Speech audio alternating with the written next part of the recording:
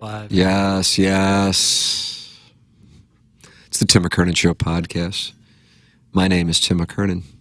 I'm joined by Jackson Burkett. You know him as Movie Boy. Yeah, everybody. Ladies and gentlemen, it is QFTA, the Tim McKernan Show podcast. The podcast presented to you by James Carlton of the Carlton State Farm Insurance Agency, by Seth Goldcamp of Design Air Heating and Cooling, online at designairservice.com, and by Mark Hanna of Evergreen Wealth Strategies, online at evergreenstl.com. Little Jackie Papers, loved that Rascal Puff. How are you feeling on the heels of Movie Boy's debut on Saturday? Feeling really good. Yeah. Some good feedback on it. DMs? Ladies flooding your DMs? No, I haven't seen any of that, although, you never know. And but I'm hearing some good feedback from some folks, and I'm a listener. More to build upon in the coming weeks. So excited about that new prospect. But yeah, it's great. I'm very passionate about it, and hope it all works out. There it is. What I was listening to on my way in. Look at that. And you did the artwork for Movie Boy. I did. I do the Movie Boy. Yeah, I thought it's a cute little name, Movie Boy. Movie Boy is the name of Jackson's new podcast. You don't need to subscribe to it. It comes in the TMASTL podcast for now, feed. Is that correct? Yes, for the next until pretty much the end of July, it'll just be on there, and then I think we'll do a separate RSS feed still within the family of TMA podcasts, just like this podcast, the Tim McKernan Show, and Spread Zone and Stupiracy. It's all kind of in the same family. They'll all live in one place. Give it a listen. I highly recommend it. I was listening to it en route to the studio today, and I will continue to listen when I get back in my whip. Papers, tell me what we're doing this program on a Monday, July 21st, 2025. What did you do this weekend? Ooh, I had a great weekend. This is Jackson Burkett's weekend. I had a great little weekend. Friday didn't do much, but played golf. No, compressed the ball. Didn't play on Friday. I was actually doing a lot of touching up Movie Boy to be ready for episode 1, for that to be unveiled. So I spent most of my afternoon was spent here actually on Friday. Oh yeah, getting ready for that. And then Saturday was my niece's birthday party. Got to celebrate my niece, which was awesome. Then went out. My buddy has a place in Lake St. Louis, so it was a nice afternoon on Saturday.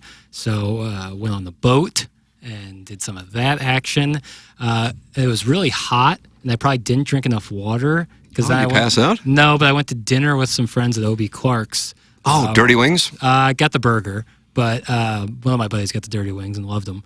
But we were sitting outside in the patio at O.B. Clark's, and it hit me like a wave. I was like, ooh, I am overheated and dehydrated. Yeah. And so I splashed some water in my face, hammered about 3 waters, and felt totally fine after half a cheeseburger, and felt okay. But I was like, oh, and that was a good reminder, because the next day, so yesterday, I went out to I have family in Centralia, Illinois. Shout out to all my orphans out there in Centralia, and we played golf out there, and then had a little pool day with the whole family, which was really awesome, great day. But it was a good reminder to hydrate. So we're all good. But it was a great weekend, really was. Good for you, little Jackie Papers. Yeah, lots of time spent outside. You know what I was thinking about doing? What's that? Just putting this live on my Instagram. Can I do that? Sure. I don't know if I've ever gone live on Instagram. I remember once you did it during TMA when we were at KFNS, because it was like the first live you ever did. Okay. So, Jackson, I'm going to... Okay. So put it right here. Let's see. Okay. All right. QFTA Live. I'll add a title. Yeah, QFTA Live. What a treat. Timothy Michael McKernan on Instagram is my Instagram. It's pretty much dormant, but if Jackson or Chairman Kurt have a video, they invite me to collaborate, and I just hit approve. Yeah, pretty much. And that's what my Instagram is now. Let's see. All right, and then I click this, and then I'm going live in 3, 2, 1. There you go. Look at this. Yeah. What a treat. I am live. Yeah. All right. Looking this is like it's like a different angle. It says pause due to poor connection. So we're off. Hot story. It's very hot. All right, so there it is. Let's see. So the objective, Jake in St. Genevieve, I guess, is not happy. So the objective of Movie Boy is what? That's Jake in St. Genevieve. Good question. The objective is kind of just talking movies, both new and old, stuff that's coming out in the coming months, stuff that just came out, and then also kind of putting that into the context of movies as a whole, how this relates to movies from 10, 20, But how 30 did years it, ago. I mean, in its origin, how did this happen? I've just always wanted to kind of do this. Tommy had a programming here. Tommy Madden had a programming, yeah. At Hubbard Radio. So we requested an extra podcast episode every Saturday, and it could be anything really said. And so I pitched this idea to him. He loved it. He liked the idea of it, and that's kind of where. So I've always wanted to kind of do this, and this kind of seemed like a perfect opportunity. And then if it gains a little traction, then hopefully we can continue to do so in perpetuity, because I love doing it. It was really, really fun. Even though it was just me for the first episode, I really had a lot of fun doing it and touching it up and all that. It was really brought some excitement to me. So I loved it. God bless. It's called Movie Boy. It's Jackson's new podcast. For those of you watching on YouTube, and now my Instagram page. That's right. Just going Instagram living for the hell of it. Yep. You are welcome to post anything, questions, comments, by posting in the YouTube chat, by posting on my Instagram as well in the live chat. And Jackson, you can always email in tmckernat@InsideSTL.com. It is the Tim McKernan Show podcast. Jake Reynolds saying, hi, Tim. Hi, Jackie. Congrats on the new podcast, Jackie. If you ever run out of movies to review, please let me come in as a guest to review Gettysburg. I need some Civil War talk. Civil War is one of my favorite classes in high school. And I find that all that stuff quite interesting. So I'll let you know on that, Jake. Thank you for the kind words as well. Jackson, we've got our first Instagram live comment. Ooh, yeah. And it's directed toward you. Ooh. If I have to hear movie boys say late period Brad Pitt movie one more time, I'm going to lose it. That is in my Instagram live. So it seems like that might be a hostile platform as well. Hey, listen, I think I said it in the podcast. It's just not the podcast and every movie, all that. It's just not going to be for everybody. That's your situation. Either skip to a different part of the podcast, or you don't have to listen. And you time code that, but you don't time code this. Why?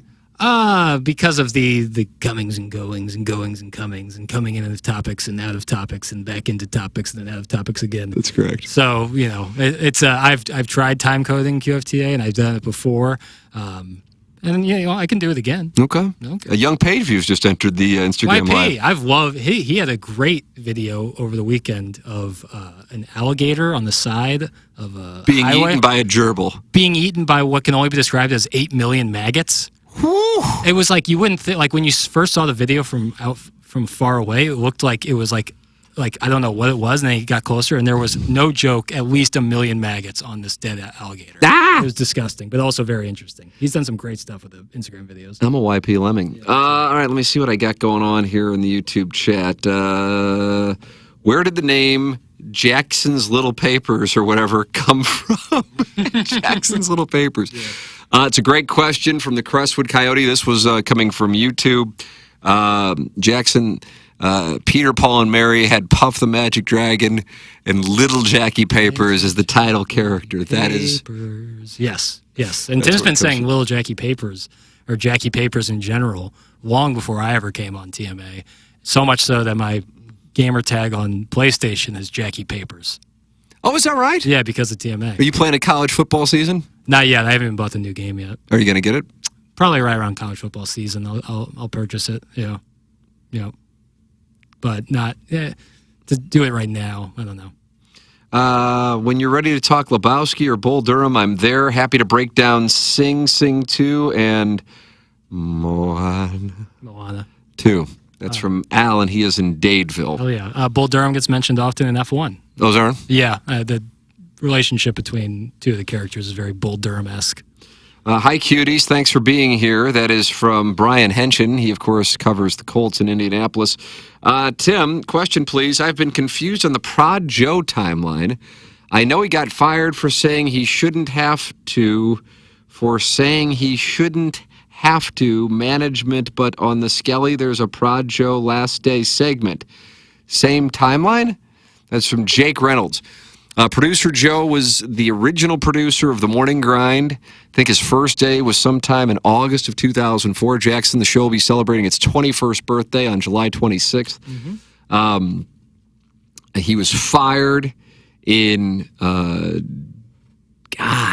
2006, September 2006.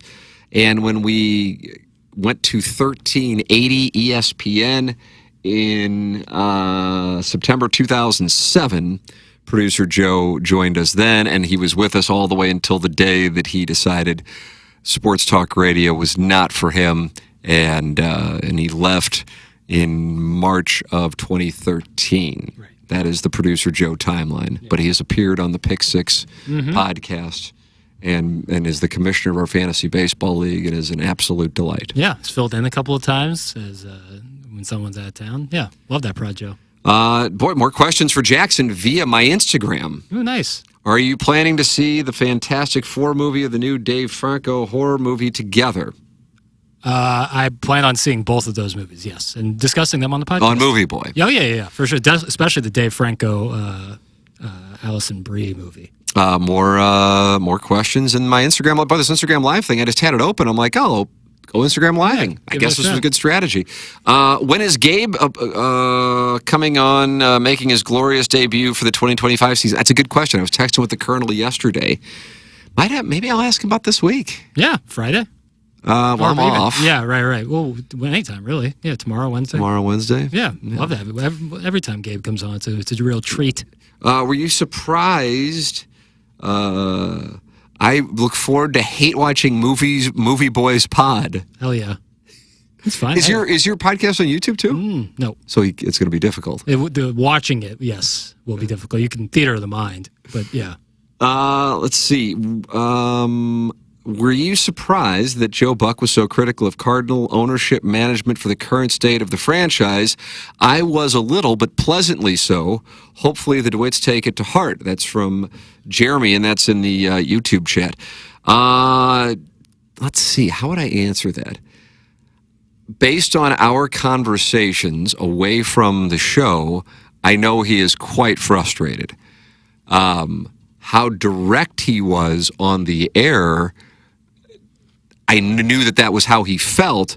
I was pleasantly surprised that he said it on the air, because I understand, for Joe being Joe, he doesn't really have a whole lot of upside to say that stuff. He certainly doesn't need attention, nor do I think he really wants it. But he is a passionate Cardinal fan, and he's incredibly frustrated. And so, throughout the course of that interview, there were a few people, and it's fine. I'm not. This isn't like a grievance. I understand it, but there were a few people texting into the show saying, "I'm glad Joe Buck will say what nobody in the St. Louis media will say." Well, Joe Buck's saying exactly what I am saying, which is, I really hope the Cardinals sell. This team is not a great baseball team. They need to pick a path. But Joe saying it versus me saying it carries a hell of a lot more weight. But I don't think that I can't speak for other shows, and I'm talking about in general, podcasts, radio shows, whatever. But I really don't think our show carries Cardinal water at all. Right. I think we were critical of the team when we were sitting 20 feet away from their clubhouse door in Jupiter. So, hey, to each their own. But Joe saying it carries a hell of a lot more weight. When is the next TMA event? That's from Jake and St. Genevieve. I believe golf tournament in October, Jackson. Yep. Lemmings Open, if I'm not mistaken. See what else I got. For saying something he shouldn't have said to management, I meant my apologies. That makes sense. Thank you. That's from Jake Reynolds. No engagement farming there. I don't know what that means. That's from Splashback Deuce. Seeing and hearing Joe Buck on the Bananas was fantastic. He played ball like you'd expect him to. That's from Jake Reynolds. Yeah, I didn't know he was on the Savannah Bananas broadcast. Did you watch any of that? I did not. I really thought my son, when I put it on, I didn't put it on like scheduled it, but sure. I'm like, oh yeah, this is on. And he just was like, this is stupid. Yeah. And I'm like, wow, I'm really kind of surprised. Yeah. I figured 7-year-old boys, this would be like Savannah Bananas would be right up their alley. Right in the wheelhouse. Maybe going to it, I think it might be a much more engaging thing when you're there and you get the energy of it all. I don't know if it would work as much well on TV. I know it doesn't work for me personally, but to each their own. Joe Buck's comments, no engagement farming there. I see what Splashback do. So yeah, he couldn't care any less on the engagement thing. So yes, I agree with you, Splashback Deuce. All right, I got some questions here saved. Let's see. On to QFTA, the Pope sending in an email. And you can always email in tmckernan at InsideSTL.com. Anything is welcome. And when I say I truly welcome hate mail, it's welcomed. It's encouraged. And there's a $1,000 bounty out there for one that can piss me off. tmckernan at InsideSTL.com. Over the time you guys have been on air, is there any sponsor that you're surprised at how much success they've gotten from advertising on TMA? Also, is there any business or industry that you're surprised hasn't been advertised on the show? Example, a butt plug company. It's a great question. Thanks for reading, and as always, love the content. That's from the Pope. I think the one that stands out to me most would be Bertarelli Cutlery. And the reason is Bertarelli Cutlery was like one of the first advertisers that we sold as an Inside STL sales staff in 2007. And Marco Bertarelli, I think, was just a fan of the show, and he had the business. He still has the business. And I remember thinking to myself, I'm glad he's advertising, but my God, I don't really know if he's going to get proper return on his investment. And then he did. And then he was an advertiser for a decade plus. And then it got to a point where I would sit with people, and hell, I even do this to this day, which is a great position to be in. You know, it won't last forever. Either I'll retire or, you know, the show will go away, one or the other. You know, it will not last forever, Jackson. For sure. That's a spoiler alert. Where I can sit there and say to somebody, give it a try. I think you kind of got to go minimum 3 months. But give it a try for 3 months. And I'm just telling you, like if I could, I've actually offered this, and I'm not making this up because it sounds insane. I will pay half of your advertising costs as long as I can get half of the return on investment that you get over the course of my because I know what's going to happen. It's kind of like insider trading. I know what's going to happen for advertisers. It's not 100%, but it's certainly in the 9 out of 10 range. Munganest, longtime sponsor on TMA and in the Tim McKernan Show podcast, they used to tell me for the number of cars that they sold or leased, and then they would get the invoice, they would laugh at the invoice. They're like, we probably shouldn't tell you this because you're not the rates, but it's unbelievable. We've never seen anything like what goes on with your audience. And hey, that's when it's all said and done, it's kind of all that matters in this business. Can you mobilize an audience to generate a return on investment for your advertisers? And that can really be the beginning and end of a journalism school class. That's what it's about, at least in this particular sector of the industry. I haven't been looking at my Instagram to see if I'm missing any comments. If you don't like Billy Madison, you can't be taken seriously, Movie Boy. Jackson, that I believe is also directed at you. Okay. Yeah. Hey, listen, different strokes, different folks. What, some people like some things? Some people like some things, some people don't like other things. So if I've lost all credibility with you, then it's probably no longer a podcast for me. Hi, Tim, you look cute. Agreed. I kind of feel that way. Yeah. Hey, you look dapper. Do I really? Dapper might be wrong. I always dress with a hoodie even when it's 100 degrees out because the 101 ESPN studio is freezing. Now, this studio is not nearly as cold as the 101 ESPN studio. I generally feel indoors that like a wrap of some sort or some layers are important because air conditioning with all that. I don't know. I always like to have something on hand. And I always have a backpack or something around with me, so having something on hand like that's easy. And that TMA STL hoodie is a lightweight. It's a sharp look. And it's lightweight, so it's sharp look. Packed up easily. You can get yours at tmastlshop.com. Jackson, I enjoyed Movie Boy, but maybe tighten it up a bit. That's from Brian. That's on my Instagram Live. For sure, man. My Instagram Live is becoming a communication conduit for Jackson Burkett. Yes, and two things on that. One, absolutely. So this is episode 1. Things will get better. It'll sound better. It'll be tighter. Did you use the shears? Yes, I did. You did? So it actually was longer, and you cut it down to an hour 54. There's a lot of hemming and hawing. Like when you don't have anyone to talk back to, sometimes you're like, oh boy, I am just kind of babbling. And so there were some times where I cut out some babbling and just kind of tightened it up, made it sound a little better. Second thing is if you have any suggestions, if you have any questions you want to ask for the mailbag or anything, you can email that in at movieboyjack@gmail.com. Movieboyjack. You got yourself at gmail.com. I set up a little Gmail for that. You guys used to do live shows at Friendlies and other bars around town, Hot Shots, etc. Is that not going to be a thing again? God willing. God willing. I have very little interest in doing that. I just, you know, it's just, number one, I didn't think the shows were good. Right. That's kind of like a number one. Number two, there tend to be technical issues. That isn't a shot. This goes back to probably KFNS when we were first there in 2004. And I guess I'll give a little Martin enjoys logistics, as he says, a little peek behind the curtains. If I'm not mistaken, this was actually detailed in the St. Louis Post-Dispatch column by Dan Caesar when Frank Opinion went to KFNS, that KFNS's partial business model at that time was selling remotes, and Frank Opinion had it in his deal that he, under no circumstances, would do a remote. And I'm talking about a live show. If I'm not mistaken, Riz very rarely, Super if rare. ever, Yeah. because if you care about the show, and obviously we do, you want it to be a good show. Right. And so when we were at KFNS, and every dollar, and I'm not saying every dollar doesn't count here, I'm just saying, as you can probably imagine, the revenue at KFNS versus Hubbard they're two different things, and so you kind of got to dance anytime anybody calls. Well, we're not interested. Right. That's just kind of the way that it is. It's just, and I just wouldn't think that the shows would be that great most of the time. Yeah, I mean, if I've lost a year off my life, it is solely due to remote broadcasts. It is solely due. It's just tough, man. It's tough in terms of like the shows themselves, like the live events that we do at night, where it's a lot of trivia and stuff geared towards the audience who are there, who've come out to see us, as it should be. I don't know if that translates all that well when you're listening. Right. I know as a listener, before I came on as producer, those were never my favorite shows, were the TMA live shows, because it's like, I'm sure it was great if you're there, but if you're not, it doesn't really resonate. I mean, hey, it delivered a return on investment sure. because people would come out. Otherwise, we wouldn't do them. For sure. But it's just not something, you kind of get. This was something, my wife and I had this conversation this weekend.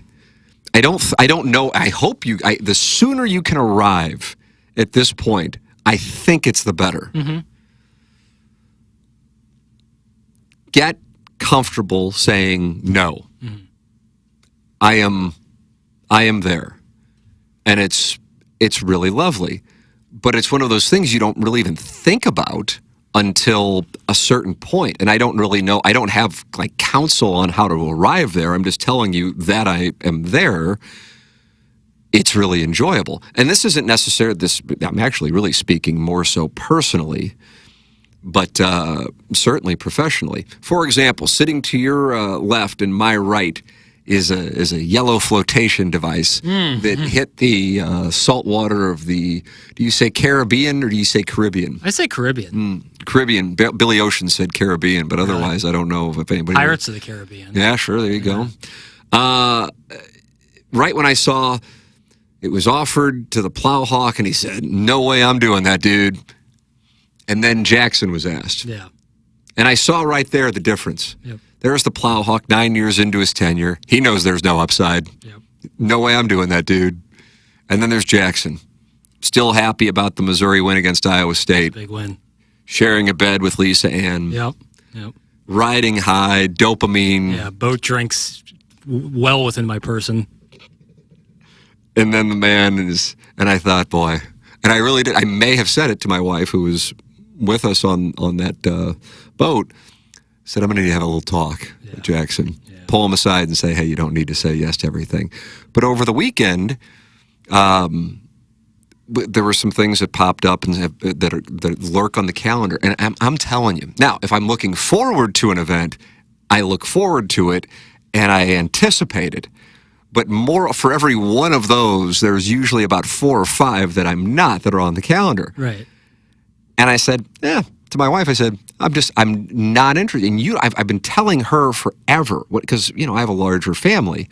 You don't have to go to this stuff. Then she goes, but then I look back, I said, no one cares. I have to tip my cap to my brother, Kevin. Mm-hmm. He is the trailblazer, even though he's younger than me. He's 5 years younger than me. He's the trailblazer. And when we were down on vacation, he wasn't there, which kind of speaks to my point. But his wife and his son were there, And my wife is close with his wife, and we were walking along, and his son's 7 as well as my son.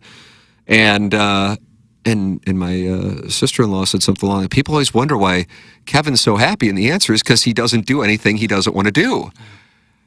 And she goes, now I'll do it, but he won't do it. And I'm like, yeah, that's the thing. Like, there are these family things. And I just am like, what are we doing? Why are we doing this? And he's not there. Yeah. And I'm like, this guy, he's the Lewis and Clark of saying no for our family. And to incorporate it into, now my wife goes, yeah, but like, people think I'm a nice person, which I believe was a direct shot at the gentleman sitting across from the table with her at dinner. Yeah. But that's fine. I said, nobody will care. Nobody will care. Nobody will care. Do what you want to do. So this weekend, I don't even know, she had something to do, and it was 2 o'clock. I had already played 18 holes early in the morning. Was out there with my son and some friends. It's 2 o'clock. The Open is on. My wife goes and does the thing that I'm not interested in doing. She takes the 2 boys with her, and so help me. And I know this sounds insane to you because this is how you, for the most part, exist, just like I did when I was 27.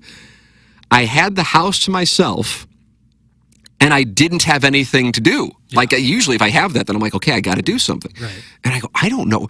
Like, the joy, the pure joy I am experiencing from this void of activity or responsibility is overwhelming. Yeah. It's like not enough to do in one like sit I don't know down. what to do with myself. Right. I can't tell you how wonderful it is. And this is something that when you're 27 and single, it's difficult to relate to. I totally understand it because I recall that.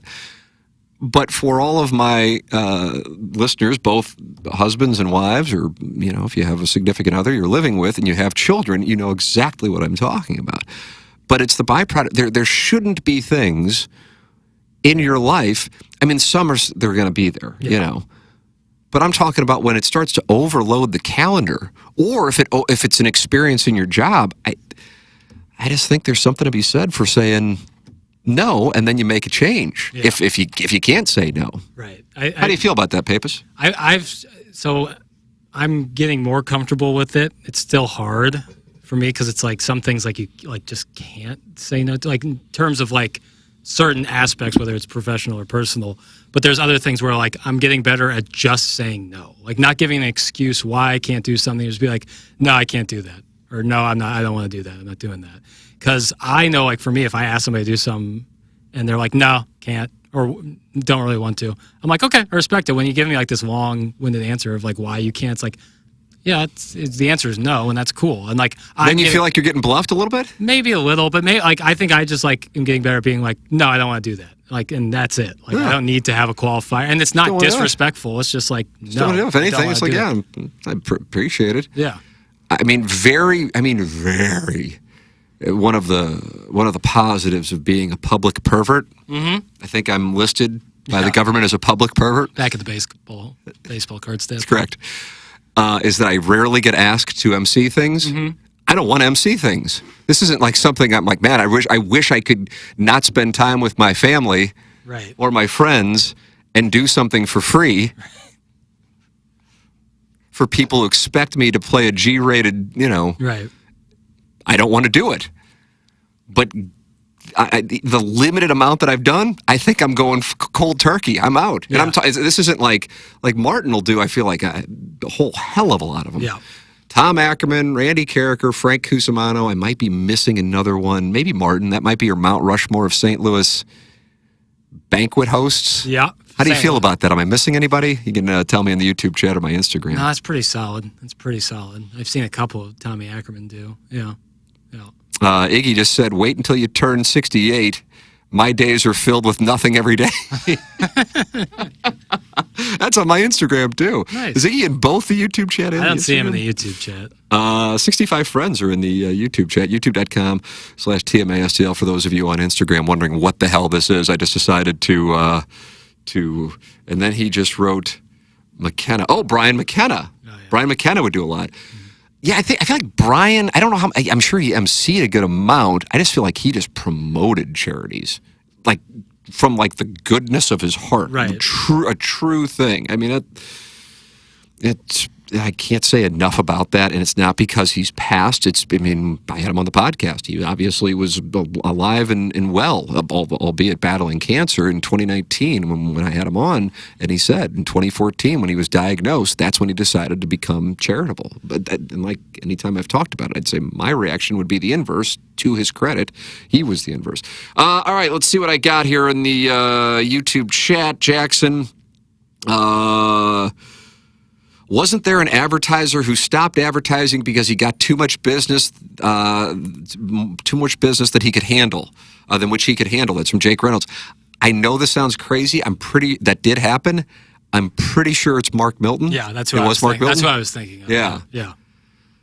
Yeah, it's insane. I mean, it sounds, but I also know, like, coming from me, it probably sounds salesy. Right.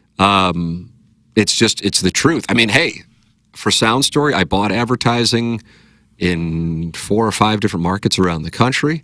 Bought around St. Louis, not just Hubbard Station. Spent a lot of money, 6 figures in advertising spend. And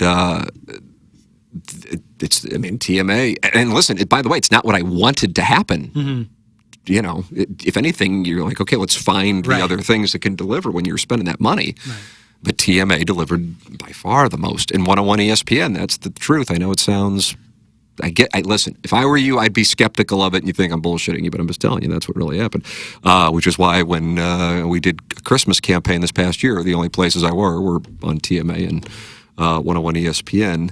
And not that anybody could or would, but you could check the traffic logs on that one. Let's see...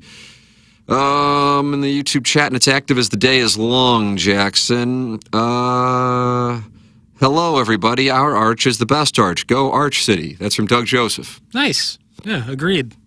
Remote shows are always a tough listen. That's from MD 2020, who is the one who sent us the Scotty Scheffler. They filled in his bald spot this morning, MD 2020. You get the credit for that this morning. Yeah, they weren't... I saw Iggy in my Instagram make the observation.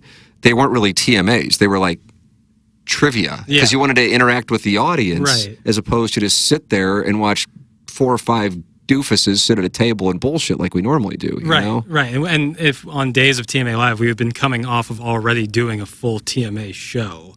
Yeah, that's true. And yeah, those days were always really long. Now, if we had like Lisa Ann or different Ariana Marie or Jennings was always great. The late great Jay Randolph Jr. It added something to it. Yeah. But yeah, overall, it just wasn't something that we wanted to do. I mean, I just being, again, you want honesty. You might not like it for whatever fucking reason, but that's the truth. That's why we don't do them. And we have zero interest in doing them, and that's one of the nice things about the show growing and saying, okay, well, we don't have to do some things. I always loved the remotes. They were great in my book, and being in person was even better. That's from Jake Reynolds. God bless, Jake. Thanks for the candid answer. It's just cool to be able to meet folks. That's from Jake in St. Genevieve.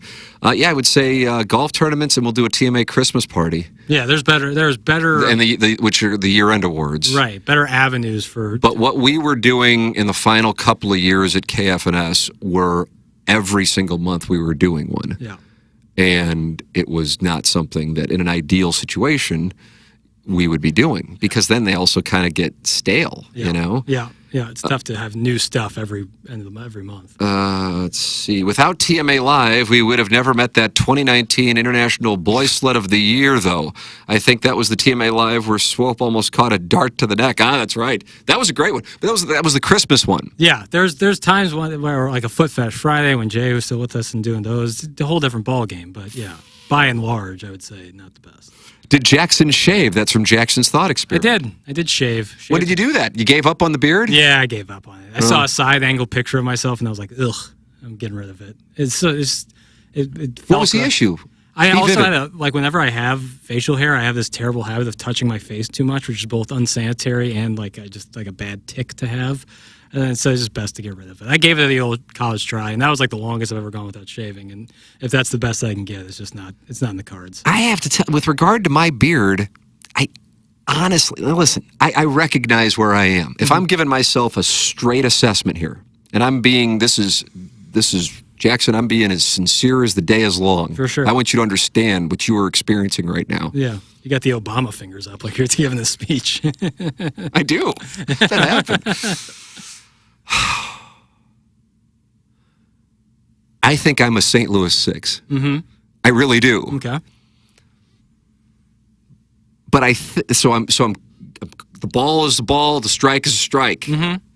This is not like self-deprecating, nor is it like this is truly what I think. Mm-hmm. When we're in other parts of the country, right. I might as well be an amoeba. Sliding scale, yeah. With the beard, I think I might be a 6.5. I think the beard is a big in the plus category. But my wife is anti-beard, and I can't get a good reason. Yeah, and it's tough because ultimately her rating of you is the only one that matters. That's right. As much to the chagrin of me and a lot of the male listeners of TMA. Well, as you know, our wedding vows specifically carved out a clause that was awkward on Sanibel Island in November of 2011, that it is not cheating if it is same sex. Yeah. And I just said... And candidly, I had that written in there for her, for my own interests, and I've actually been the one to use it way more often. Right. Isn't that funny how that works? And I just said male TMA listeners, which is redundant. But I would say that it's a good look. I think it's... If you can... What if I had a full head of hair? Would it change the game? Then I think then it's different. But I'm almost always wearing a hat. I know. But that's because of my concave skull, which I think keeps me at a 6. I think if I had a symmetrical head, I'd be a 6.5 without the beard. And then you put me at 6'2", and I think I'm a 10. Now we're cooking. Yeah, that's if we could build you like a Sims character. But that's just, and I guess that with augmentation and such, that is going on out there. John Score says Tim's a Festus 10. Yeah. Well. Twin City 10, Crystal City too. I actually think that with hats being bald is better. I think it looks better. Hats being bald. I swear I get haircuts sometimes just so it looks less goofy when I wear a hat. Like the back of my head gets all nasty and my sideburns grow really fast, but the rest of my head doesn't, which is just awesome. So I actually think like with a hat, being bald or having like shaved like buzz cut looks better with hats. Scatman Do says you're a 10 in my eyes, Tim. That's from Scatman Do. That's from my Instagram live. Scatman Crothers from The Shining. I just read what's on my Instagram live. Let's see. Bald is beautiful. That's from Doggy Season ticket holder. Tim may be a 6 inside the 270 loop, but he's a hard 9 outside of that. That's from Mrs. Jenny. Yeah, just the second you Shanahan. exit the loop. Like if you just drove 2 minutes down Olive here west. And then all of a sudden, when I cross 270, I become a 9. Yeah, when you go to that That's how it works? Yeah, I respect that. Maybe an 8, 8.5. You think so? Yeah. 9. But then, let's say I shave my beard in the parking lot. Then Back I'm down to a like, 7. Yeah, see? Again, sliding scale. It goes moment by moment. That's why I need to know why my wife is anti-beard. I think she just wants me all for herself. That's what I think That could be the case. Does Jackson, this is Iggy in my Instagram Live, does Jackson look more like Ludwig Aubert or Chris Davis? I can't decide. Chris Davis, was that the former Orioles slugger? Yeah, and Doug always wanted the Cardinals to get him. Yeah, I'd like that. I would like that too. I could see a little Ludwig. I'd consider that a compliment. Ludwig's like my favorite golfer. One practice swing, fire it, keep walking. He's a good pace of play guy. Yeah, as opposed to like watching Brian Harmon. Like I said, I need a Dramamine for that. Yeah, thank goodness he fell apart this weekend. Yeah. Tim's Tenderness is an independent of municipal borders. That's from Chairman Kurt. Tim, you're a Trailer Park 11. Thank you very much. 5 million above ground pools recalled. Rough day for Afton. That's from the Hunchback of Von Castle. Is that right? They're recalling above ground pools? Hunchback of Von Castle is reporting that in the YouTube chat. 65 people in the YouTube chat for a podcast that's usually just listened to recorded. Yeah. I want to make sure I get everything because I've got now. I look like Shane Baz from the Rays, or you look like Shane Baz from the Rays. I don't know what Shane Baz looks like. I don't know what Shane Baz looks like either, but that could be a comment. Brief aside, I had a really good experience swimming yesterday. I'll tell you what. Above ground? Blessed in ground. I see it for Jackson. Okay, Shane Baz. Oh yeah. I've got a picture. He has a white mustache. He has a very unique facial hair situation. God, yeah, this is a tale of oh God. Iggy says Chris Davis golfer. Chris Davis golfer? I have no idea who that is. Chris But Davis golfer? Iggy has been around the game longer than us, so I don't know. I don't know who this guy is. Oh, okay. Is he an amateur?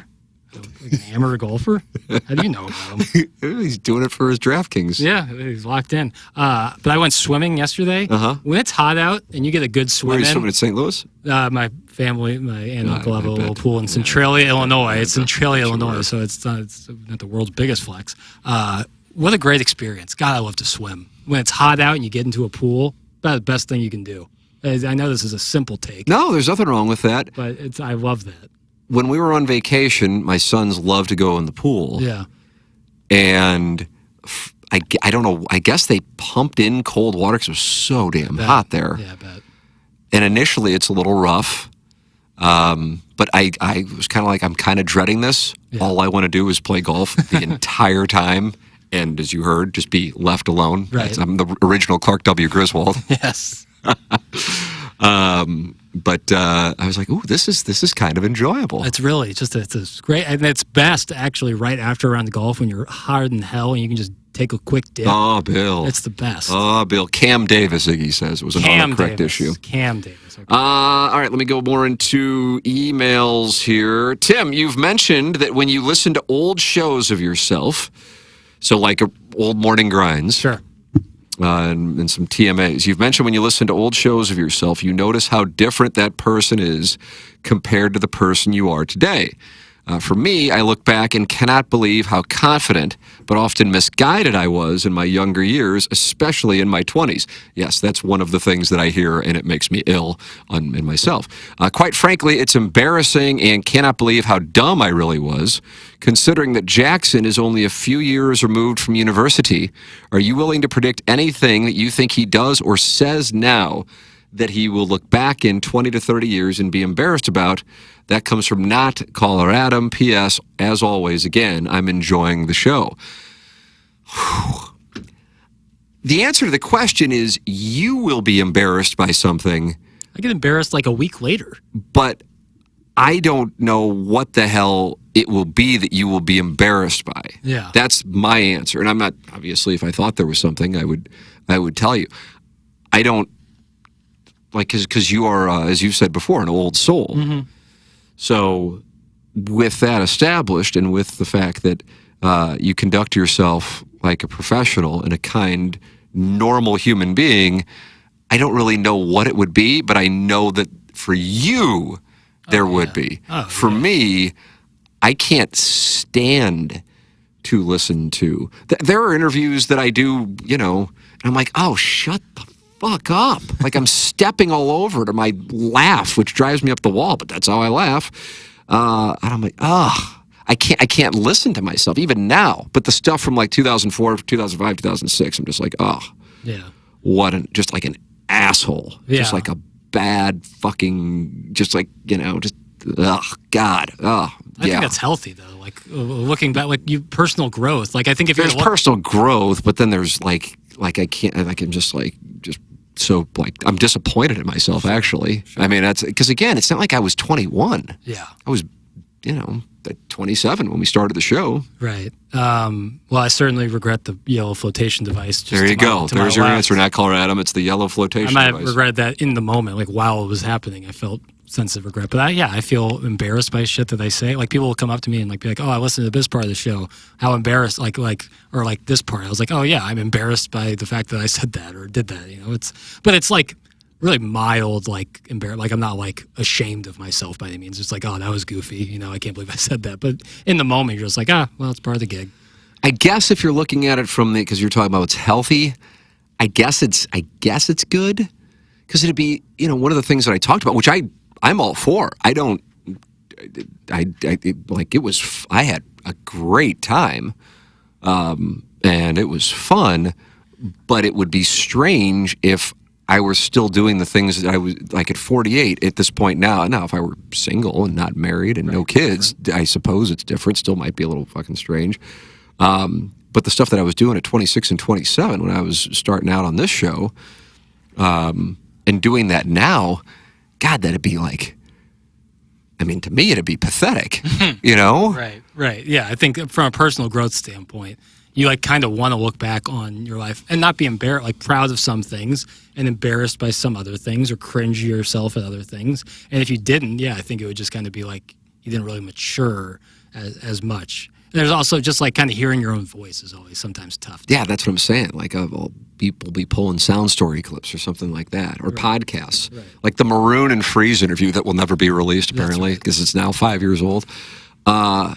And I'm so fanboying out. I want to hear Freeze talk. I want to hear Maroon talk, but there's this motherfucker who won't shut up, and it's me. Mm-hmm. Stop it, motherfucker. Except I'm yelling at myself from 5 years ago. All right, what else do I have? To answer not Caller Adams' question, I don't think so. Yeah, I can't think of anything like off the top of my head. But I'm not saying it to whatever, be kind, I guess. Right. Maybe the foot rub thing. I don't know. What was the foot rub thing? About yeah. But that's that was sincere. Yeah, and it was like I didn't nothing that I can think of right now. I'm sure I'll think of something.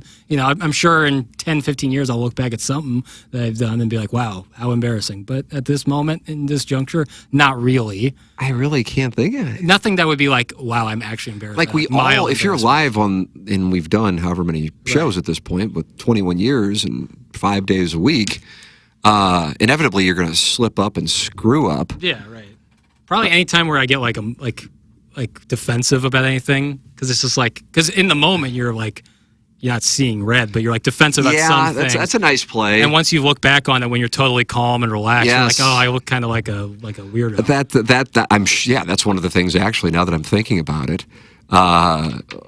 that's a great observation. Yeah, anytime you get defensive or like, a little combative. Right, and it's a weird deal, which is why I've issued the $1,000 bounty. Right. So I'm like, I don't know at this point, if anything, because it's just like, okay, right. I don't know. You don't like me. You think I suck. You think whatever. But that's like, okay. Right. I've sadly given up like trying to change the minds, but at the same time, there's a lot of peace that comes with not caring. Right. Absolutely. And which then also goes back to the power of saying no and reaching that zen of some form.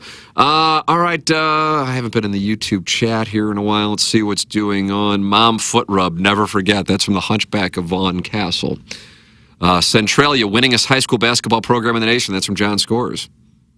I'm speaking of Centralia, Illinois. I know there's also Centralia, Missouri. I don't know which one he's in reference to, but I was in Centralia, Illinois yesterday, right by Mount Vernon. Let's see. Would you entertain doing a weekly golf segment with Iggy calling in? Maybe bring back some sort of iteration of the DFS Showdown with Doug and Iggy. A segment? Absolutely. I'm not looking to do another show. Yeah. I'm at my max on shows. At the same time, it's like anybody saying, hey, you need to do this show. I keep coming up with these ideas. Right. We shot a brand new one. This one's unreleased. And then Caden and I did like a sample show. I guess we recorded that like 3 weeks ago maybe. I guess it was before I went on vacation. But yeah, segment, I would be all over that. Let's see. I've been blessed enough to meet Jackie a few times, and he's the constant gentleman. Nice. Very easy to be around and enjoyable. Thanks, Jake. I don't know if that's in response to anything. I don't know. Somebody saying you're not? I doubt it. I don't think so. Maybe in reference to just being embarrassed about something. Okay. Thank you, Jake. I tried to meet Tim once at a barbecue joint in Peevely, but I strolled in when he and Edmonds were packing up. Back then, I was Jake and Festus. How about that? I actually remember Edmonds and I doing a show in Peevely. What was the name of that place? Jake, you might have to give the answer on that. I remember being down there. Jackson did a personal appearance at a dirt track in Peevely. Twice. Yeah. I didn't know 55 went that far south. That was an experience. That was one. That was for the old time. That was an old time. Yeah. That was fun. Jake says it was not a response. It just needed to be said. That's all. So kind. Thank you. Well, that's why he's. He's a lovely gentleman. Thank you, Jake. So kind of you. Yeah, Peevely. We did some. You and Edmonds did almost all remotes, right? For that show, you were doing a lot of. Oh remotes. my God! Yeah, that's why the thing. There are so many of these moments over the course of the 21 years, and the thing is, if I sat down to write a book, I would probably forget them. I would need. How would you not? Yeah, but so many of these pivotal moments when TMA almost went away. I mean, and TMA incorporates the morning grind as well, because the first episode of the show was July 26, 2004. I now have remembered it. Producer Joe's the one who always reminds me. And so what does that mean? It'll be this Saturday, I guess? Yeah. So we won't be on the air. But, I mean, a month in, they were talking about firing us, because we only had 1-year deals. And so while they would have had to peel off, 11 months worth, it was that poorly received when they went from, I don't know who, I think it was Scott Warman and Jay Randolph Jr. Iggy might know, since Iggy's lurking. Who else was on that show? I don't know if Iggy was at KFNS in 2004, that we replaced. But the morning grind at that point, it hadn't been around, so there was so much aversion to it. When I nearly left to go to Denver in 2006, nearly left to go to New York in 2007, nearly left 1380 to do afternoons on 590 in 2009. The man and the woman thing, I knew we'd be fine there. We had 3 different companies that we could choose from on that situation, and it was great to get away from it. But truly, the Edmonds show is kind of the unspoken bridge from where we were to where we've been able to go, because, I had to do 2 shows, but I didn't do it like for the love of the game. Right. I kind of had to, because, no disrespect, it's just a fact that there was really one time slot bringing in the lion's share of the revenue on 920. And when Edmonds jumped on board, I know it had nothing to do with me. When Edmonds jumped on board, all of a sudden we started making money in the afternoons as well, to pair with the 7 to 10 that was TMA at the time. And had that not happened, who knows? Right. Who knows what would have happened? So the show could have ended, I guess, 2014 and never gotten to this point. A lot of sliding doors moments. Oh my God! Period. Yeah, you don't think about them. Right. I mean, truly 16. Not quitting when we were at KFNS in between 2016 and 2021, and that was 5 years. But God, I know you were only around for a little bit of it, but holy crap! I couldn't do that again. No. I don't even know. I don't know. I look back and I go, how did I do it at the time? To think and I realize it's. I'm not speaking in codes. I just know that not even you knows what that was like. For sure. And not even Doug and the cat know what it was like either, because some of the things that went on that I would never share with them, just because I didn't want to concern them. Right. But that was brutal. So. But to bring up the Edmonds show, the gentleman who said he was there to meet us at the barbecue place in Peevely, it was because of the remotes. Yeah. So I think we would, I guess I'm not going to go into the rates, but we would sell the remotes for, as you can imagine, a good amount of money. Yeah. And then there was advertising on it. And then the show was really good, too. Oh, yeah. Because of the Sea Monster booking these guests. But, I mean, Sea Monster would book them, but they would come on because of Jim. Sure. And there'd be times where we'd just be sitting around bullshitting, and then they'd go, hey, Pete Rose is on the line, just because he called in. And Pete Rose and Brett Favre were on multiple times. They kind of became friends of the show. Pete Rose and Brett Favre. Yeah, and think. I mean, this show's going on 2014, 15.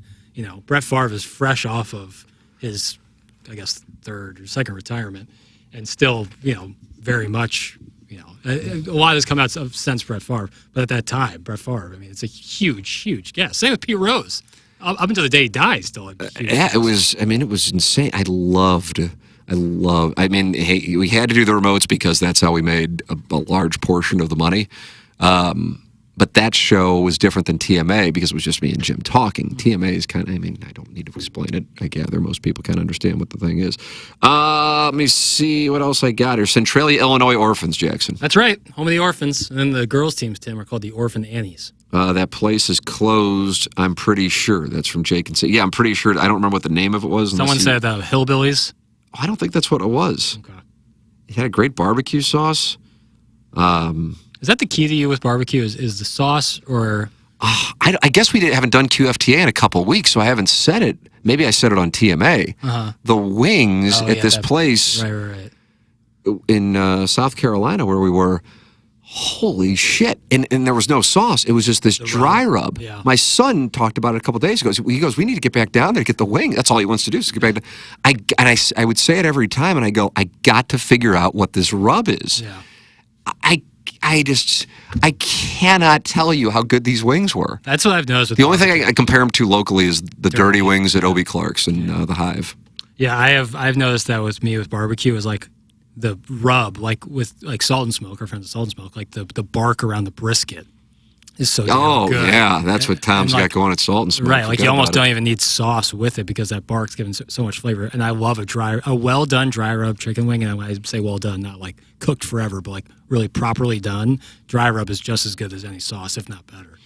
It's God, I can't tell you. I part of me. You think if I would have asked, they would have told me? No. Okay. No. I mean, if it's like proprietary, if it's like they just use. I've never had anything like it. Never had anything like it. I mean, it's unbelievable. Yeah, but getting the right seasoning on there is so key. Let's see. I saw Jackson at a Grub and Groove. I was going to say hi, but he looked busy, and I got nervous. That's from Bill's Holes. Yeah, Grub and Groove was a couple of years ago. Yeah, went there. Love Question, Tim. Why was it the Cat, Plowsy, and Iggy are the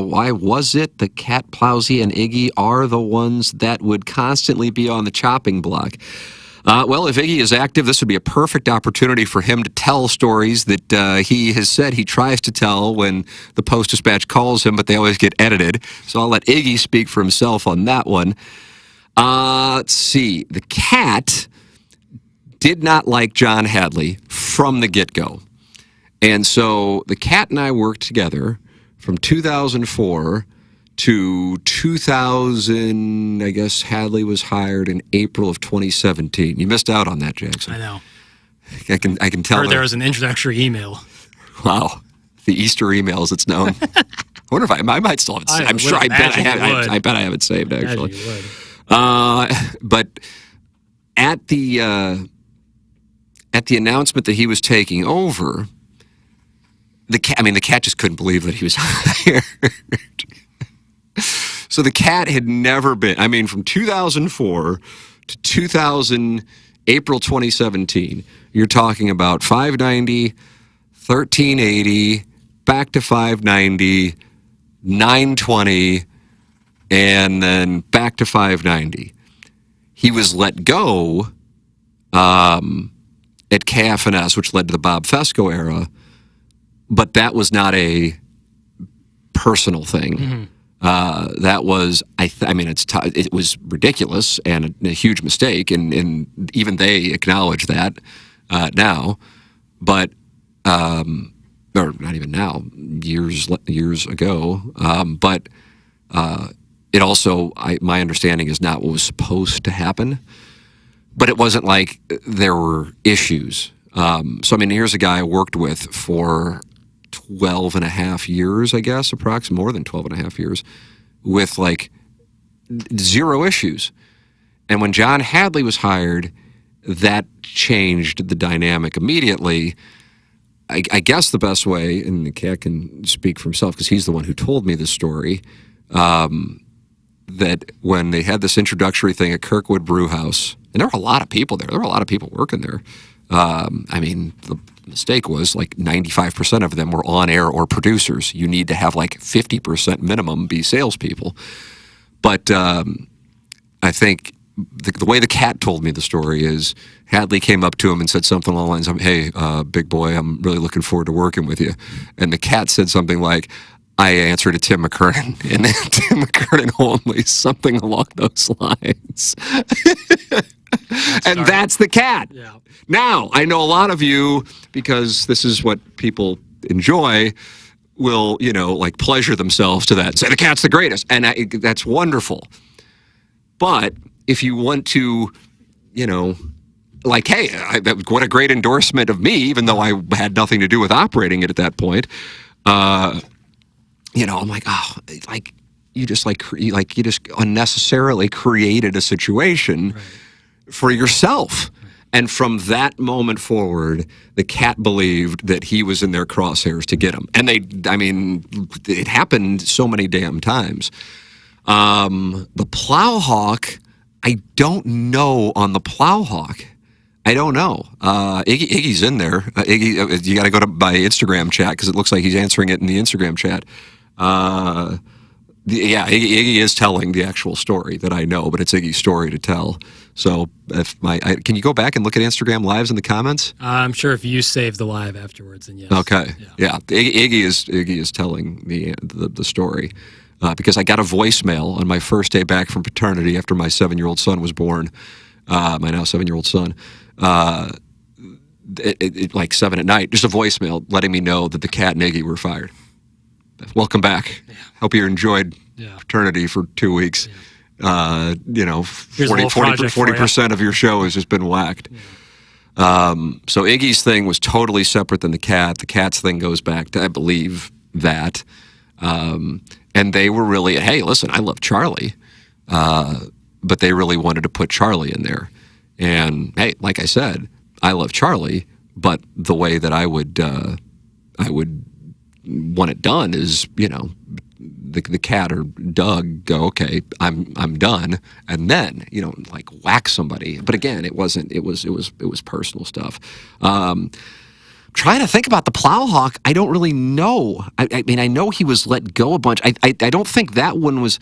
I think it became personal because they were just struggling, and then it was a way, like they couldn't get at me. Doug still is, like the ultimate, it's just the way that it is. He's the ultimate hands-off, low-maintenance employee who's he's going to do his job. He's not going to cause problems. He's not going to start any stuff behind the scenes. Tell him where to be, what time, and he'll be there. And he'll deal it, and he'll do it like you would never mess with that. Yeah.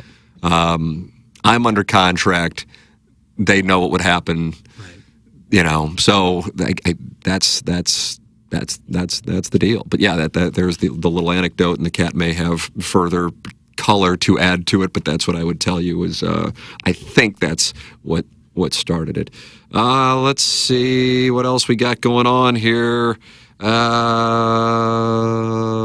Jackie Papers, anything of note? Did the cat know Hadley before he was hired? Yes. Trying to figure out why it was he didn't like him from the get-go. Yes, they worked together at Fox Sports Midwest, so that's where the cat had issues with him, and that's where it stemmed from.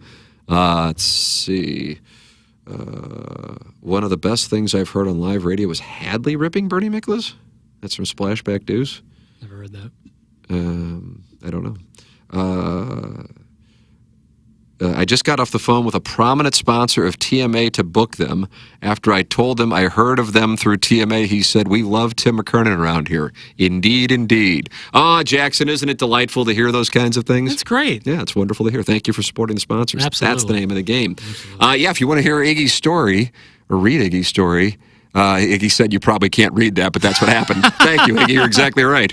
Yes, Iggy has told the story in my Instagram Live, and that's the thing. You could say Iggy makes shit up, but Iggy, to his credit, because that happened nearly 8 years ago, Iggy's rendition of the story is my understanding of what happened. But yeah, it was September. I mean, it's easy to remember. It was September 11th, and I get a phone call, and it's a voicemail saying, I fired the cat, and I fired Iggy. It's like, oh. Voicemail. And it's like that was our reality. And listen, inevitably, at least, I mean, I guess theoretically, you and I could work here until we retire. Mm-hmm. It doesn't necessarily, it's just not the way things work. Right. It's kind of like being a college football coach, you know what the deal is. I'd be surprised if I mean, who knows? I'm saying this from a point of sincerity, but also, truly we like the people we work with here.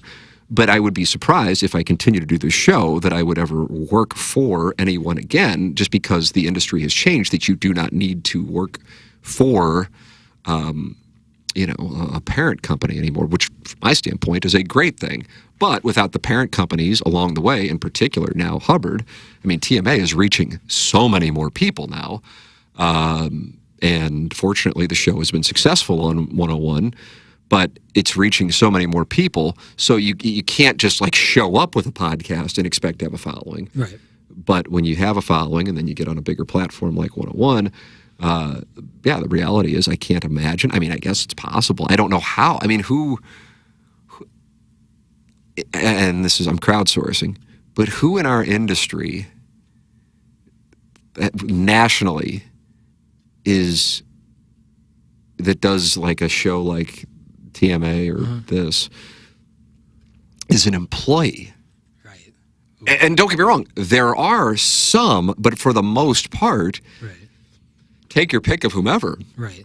Like Joe Rogan isn't working for himself. Joe Rogan, Portnoy, they're working for themselves. That's what I meant to say. Right. I feel like Megyn Kelly, I'm just thinking of people. I'm not saying she's the end-all, be-all. I'm just thinking of people. Like, she's doing her own thing. Tucker Carlson's doing his own thing. I guess, like McAfee, I don't know how his deal works. McAfee owns his shit. Yeah, right. So he's got a licensing deal. Right, so he doesn't answer. Yeah, and it's just, I don't know on that. He might it's one of those. It's one of those things like me. People are like, oh, you own the show, so you get. And I'm like, no, I don't. Right. I license the show out, but I also don't blame people for not understanding it. Let's see. All right, Jackson. Anything else going on you want to talk about? You want to talk about how hot I am or anything? I'd like you to. I don't think we've touched on that enough. Thank you. Because I said I'm a St. Louis 6. Yeah, and I want you leaving the studio feeling like a St. Louis 10. That's what you are to me. Oh my God! Hold on. All right, QFTA in the books. Always email T. McKernan at InsideSTL.com, TMCKERNAN at InsideSTL.com. Anything and everything is welcome. Truly. Questions, comments, hate mail. If you can piss me off, I'm Venmoing you $1,000, and then I'll read it on the program, and I'll have to doff my cap. Yep. I mean, $1,000. Nothing to sneeze at. I would think $1,000. Yeah, absolutely. But the cost is the anonymity. That's gonna be, some people are gonna have to look at themselves in the mirror. You can't do it for the record. I guess I need to include this because I've been saying it now for a while, more than a year. You can't send it from a burner. Yeah, burners aren't people. Burners aren't people. All right, time for us to shut it down. For Jackson Bennett Burkett, I'm Tim McKernan. Thank you to James Carlton of the Carlton State Farm Insurance Agency. Thank you to Seth Goldcamp of Design Air Heating and Cooling, and thank you to Mark Hanna of Evergreen Wealth Strategies for their sponsorship. For Jackson Burkett, I'm Tim McKernan. This has been the Tim McKernan Show podcast.